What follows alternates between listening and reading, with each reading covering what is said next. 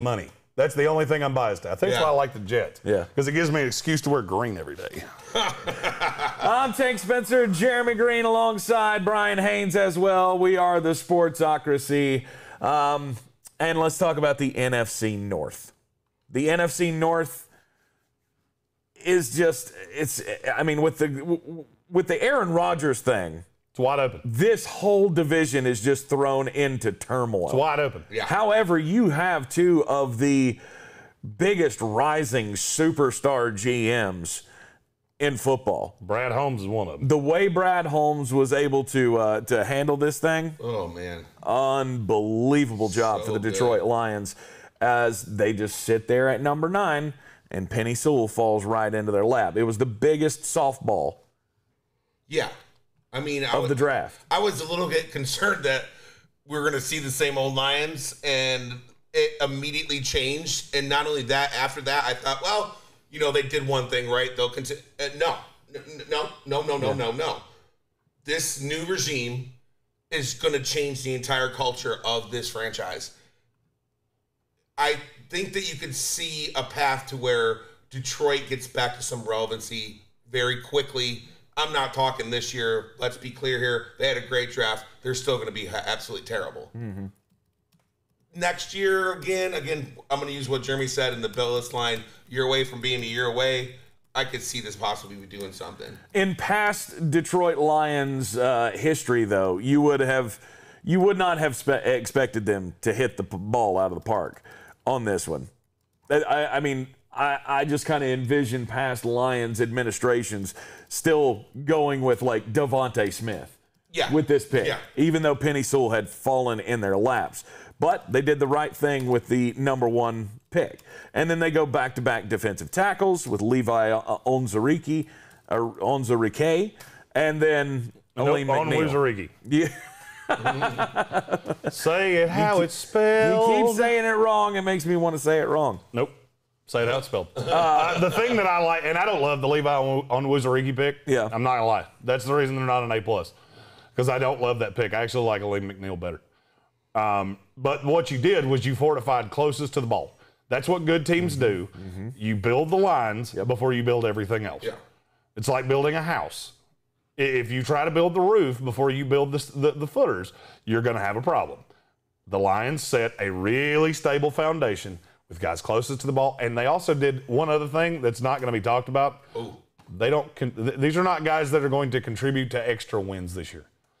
They're not going to win extra games because of Penny Sewell. Yep. But they will 3 years from now. Yeah. When he's protecting Sam Howell or Keaton Slovis or Tyler Shuck or whatever the case may be.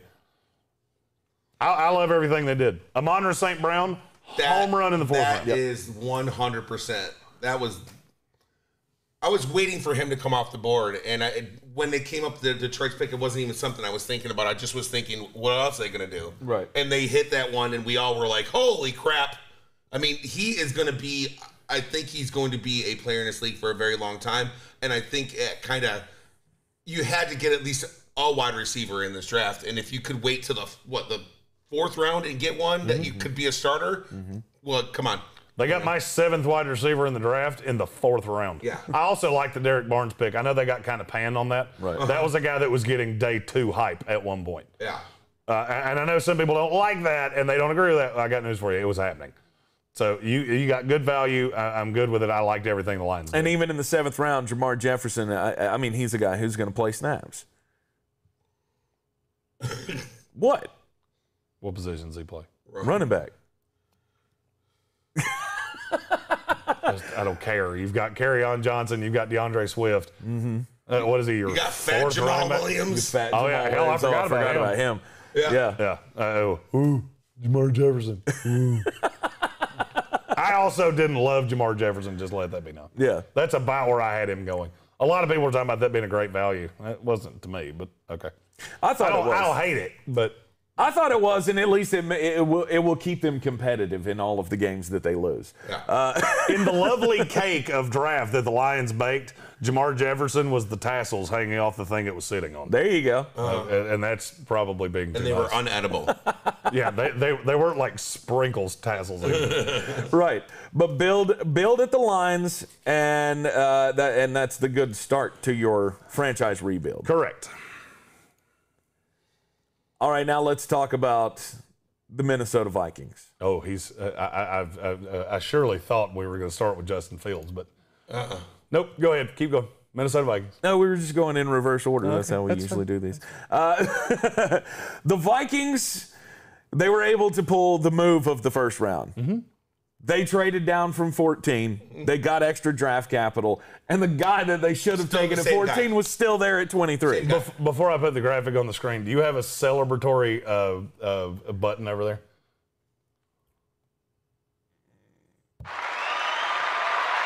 The third A+ I have ever given out is the Minnesota Vikings. Oh, this is big news, folks. That's the third one I've given out in 10 years. Big news. I had to go back. I thought I'd done 4. Apparently, it's even rarer than I thought it was.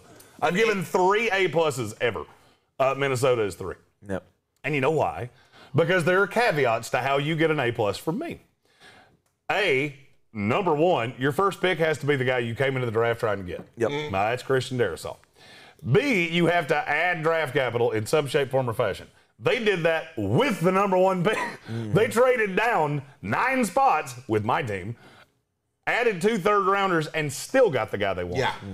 And then from there, it has to be high upside.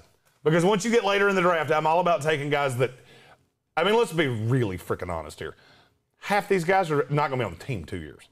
That's just the way the draft works. The 4th, 5th, 6th round guys, the 7th round guys have about a 25% chance of being on your roster for more than 2 years. What I look at with the Vikings, and it is from pillar to post, every guy they took has a chance to be on this roster 2 years from now. And I'm a little surprised because you weren't extremely happy with the Keelan Mond pick. No, I was. That's the one pick that almost took away their A+. Okay. I considered it. And then I remembered something. They've been pretty good with Kirk Cousins. Yep. Yeah. Kellen Mond's more talented than Kirk Cousins is. Period. Gives you more options. And here's what, and this had to be stated to me for me. I didn't come up with this myself. Somebody said it to me. What are they going to do that's better? You think you're going to free agent and sign in Minnesota? Nope. I was talking about them trading for Drew Lock. I like Kellen Mond better than I like Drew Lock. Absolutely. So I had to, the horse had to be led to water to drink, but I got there. There you go. And then just every other pick. Oh, I mean, God. Chaz Surratt, the upside on him is stupid. Yeah. Wyatt Davis, that's the number 1 actual definitive guard in the draft. Because Vera Tucker, some teams considered him a tackle. I mean, Vera Tucker would have been the number 1 guard. You know, Right. Now knowing that he was drafted to be a guard.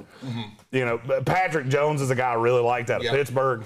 Kenny Nwangu, that's a high-end special teamer. I know they got banged for that pick. A lot of places really didn't like it. I did. Because he'll tell you, I told him about this guy 2 months ago. Because he popped on tape, and I went, that's Matthew Slater 2.0. That's what he's going to be in this league. I would love to see their board, like the dream list board that they had in the war room, because I will bet they got at least 7 guys on Right. that board. Yeah, exactly. It just Because screams that. every pick they came up, it went need. Now, granted, they had a lot of needs, but they filled them, and I agree with you. I'll be surprised if there's not 7 guys on this team that are still here making an impact in 4 years. They took 7 of my top 150 players on the board. Yeah. Yep. Wow. A+, no doubt. And by the way, Amir Smith Marset, what I was gonna say. pick of the draft. Yeah. The best value pick of the draft, and it's not close to me. Yep. I had a 3rd round grade on him, and I think I was even being light for how much I like the kid. And you got him in the 5th. Yeah. And the Vikings hoping to be able to, crawl out of the cellar of the NFC North, and it may be a lot easier now that they've got a rookie quarterback in Chicago, and Green Bay may not have a quarterback for much longer. The whole division is just kind of in turmoil right now. Right. The Chicago Bears, though, their first pick, they traded up. They had a quarterback on the board that they wanted to go get, and I think it's an improvement over anything that they had. and anything that they've had in a long time. I'm so ready for this. Do you have the dun dun dun button? We don't have one of those. All right, do something close We'll to add it to the list. Do something close Do to the it. Jason, whatever the one that was like. The scary one? Yeah. That has to be at least one letter grade higher than you thought it was going to be. Wow. It is. It's much higher than I thought it was going to be because as much as you have panned the Justin Fields pick, I thought it was going to be a solid D. And I don't like it. I did. I'm not going to lie. I don't like it. I don't like that you traded up for Justin Fields. I don't like that you allowed Matt Nagy to do it. There's one caveat. And there's one caveat, and I'm riding with this grade at this on the pretense of what I'm getting ready to say is right. Matt Nagy is much safer than I thought he was. Huh. That's the one caveat. If you fire him 5 games into the season, D minus. It goes right back to that because you allowed somebody that you had on the hot seat to alter your future draft capital.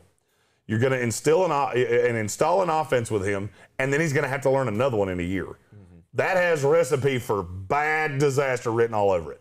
Now, if you believe more in Matt Nagy, which by this you have to, you have to or you're morons. Right. I don't know which one it is. Right. What franchise is going to allow you to give up future first-round draft picks? I know a franchise that did that. I know a franchise that allowed a GM to do that and then fired him 2 weeks after the draft. Yep. Yeah.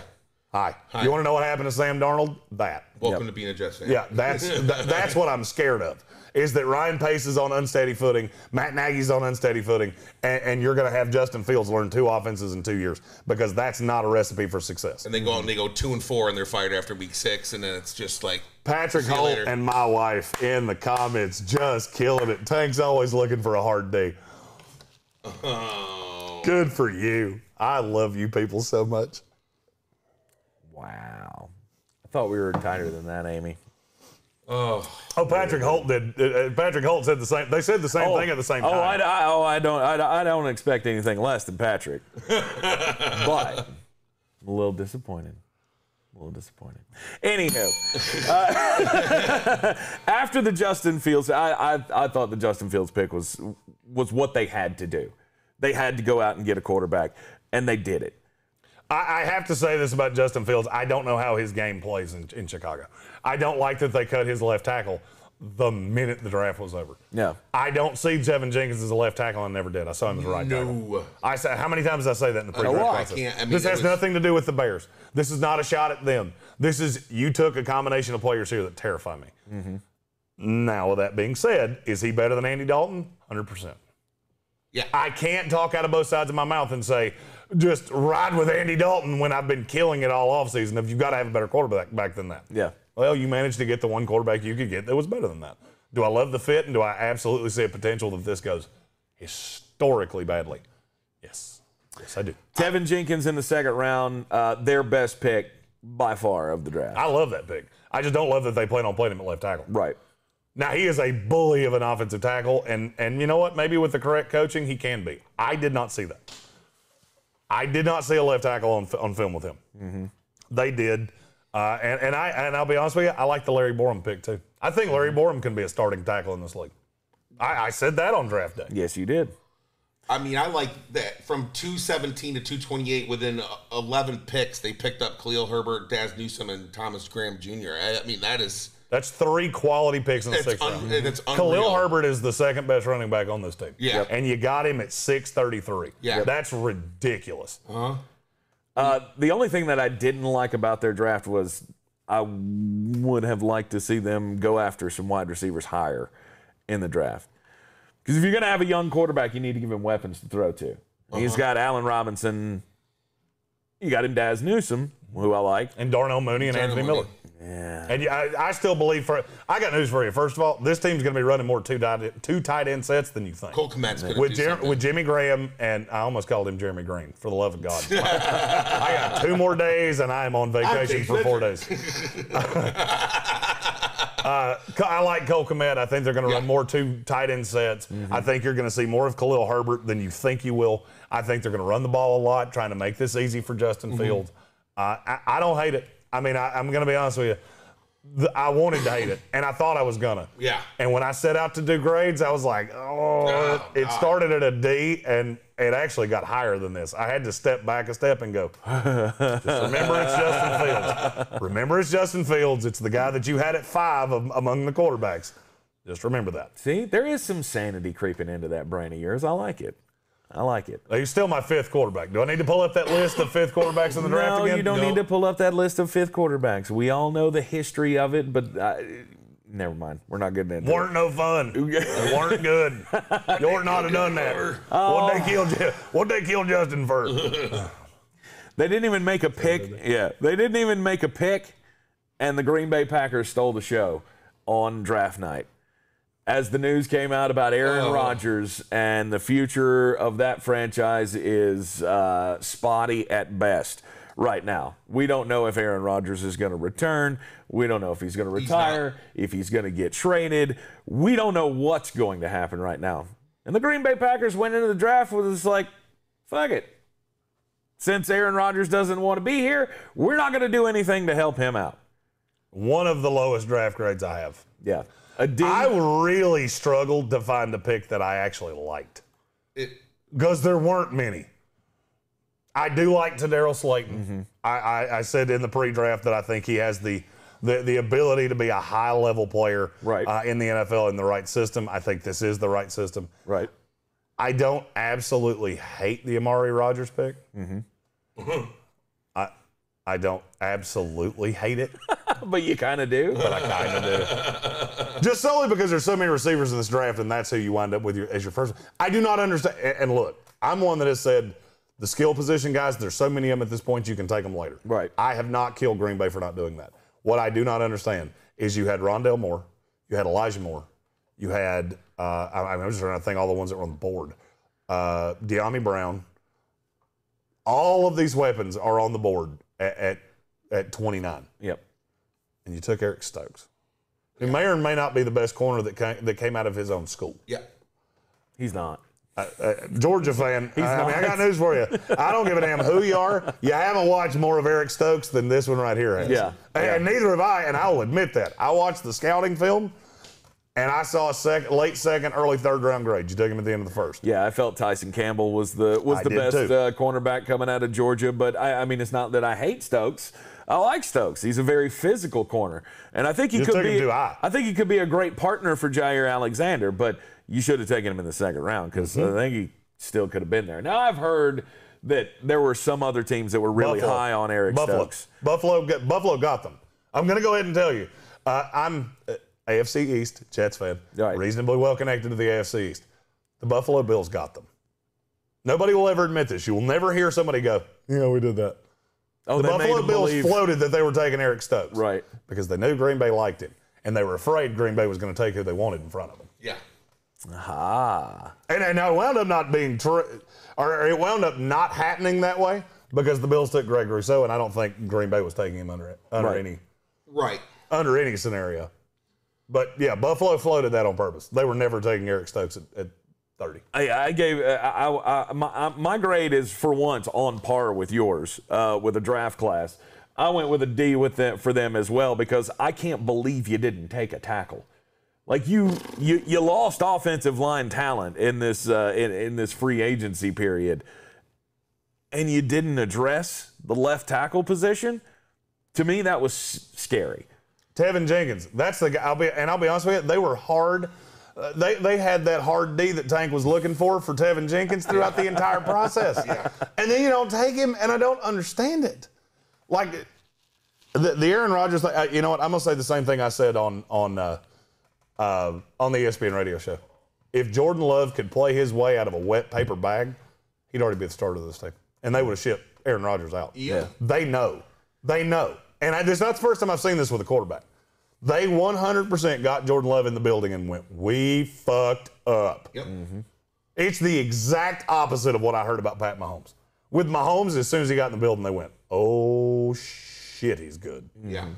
Green Bay's watched Jordan Love. There's a reason he wasn't even the third he was the third quarterback last year. Right. Yeah, I mean, we talked about this. There was reports coming out of camp where people were like, they're trying to hide this dude because he doesn't even belong in the league. That came out last year. Not even be like a serviceable backup or anything. He doesn't belong in the league. Listen, they've done this to themselves. Yeah. They've done this. They've shunned at. Now, listen, Aaron Rodgers can be a little prick every once in a while. You know what I mean? And he can do that. I mean, the guy just shunned off his whole family. But here's the thing: you have he was the freaking MVP. Yep. And you went into this offseason where it was kind of contentious last year. And then all he wanted you to do was say, hey, I just want to know that I'm the quarterback of this future here. And you know that Jordan Love is not the quarterback of the future here. You know he can't play in this league. And you still looked at Aaron Rodgers because you want to be these guys that are blah, blah, blah, blah. And you said, we're just going to keep going year for year. I don't blame Aaron Rodgers. He doesn't need to play football right now, guys. He doesn't. I'm going to be honest with him. I've seen a lot of quarterbacks in my day. I don't think I've ever seen a quarterback this talented that has been disrespected this often. Yeah. Mm-hmm. And I'll be honest with you. I think the Brett Favre thing is in the back of Aaron Rodgers' head. Yes. Absolutely. I think he watches how Brett got basically exiled to Siberia by this team for a long time because he wound up in Minnesota. And I think he looks at that and goes, is that what's getting ready to happen to me? And he's been saying it in his head for an extended period of time. A.J. Hawk basically came out on the McAfee show that Rodgers is not retiring. That's not going to happen. And I'll be honest with you, I agree. Yeah. I think there's two solutions here. Either Green Bay satiates him or he's the new starting quarterback of the Las Vegas Raiders. That's the only two ways I think this plays out. Well, if they wanted to satiate him, they missed their opportunity. Yeah, because they should have done something in the draft to help him out.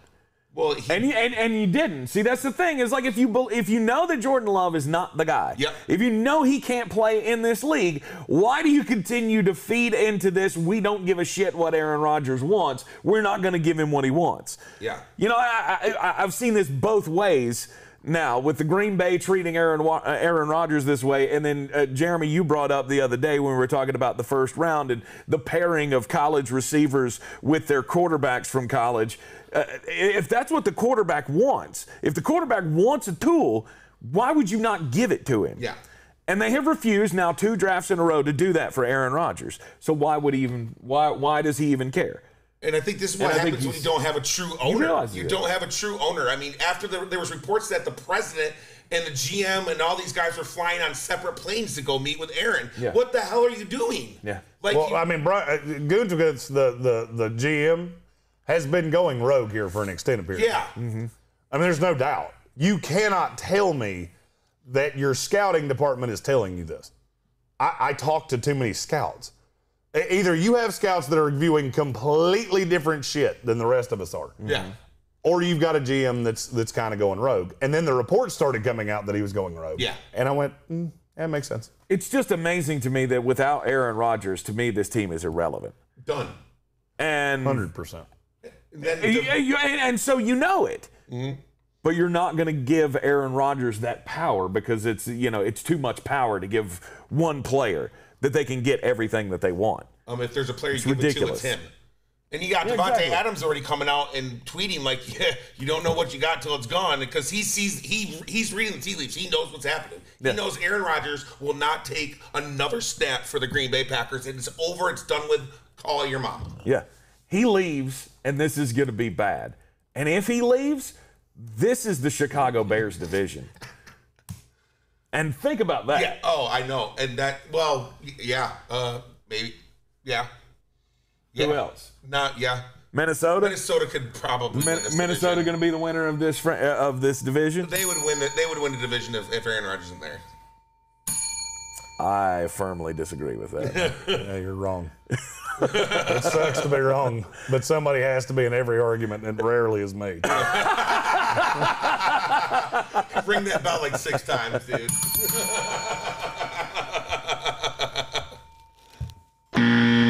No. Yeah, that was for you. Yeah.